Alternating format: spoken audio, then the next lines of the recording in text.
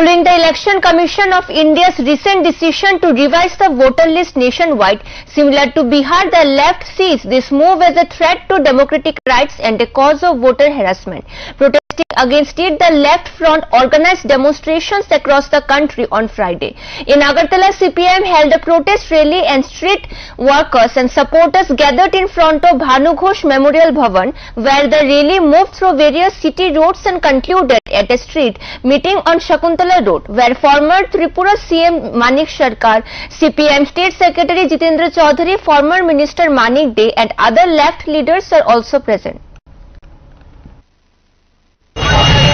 Special intensive revision করে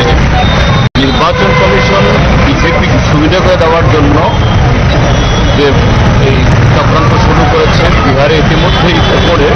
65 লক্ষ ভোটারের নাম বাদ দিয়েছে। এখন যে সকল রাজ্যের সামনে ভোট হবে, বিজেপির অবস্থান খারাপ হচ্ছে, তারা এই কর্মসূচি নিচ্ছে, তার বিরুদ্ধেই আজকে সারা দেশব্যাপী আমাদের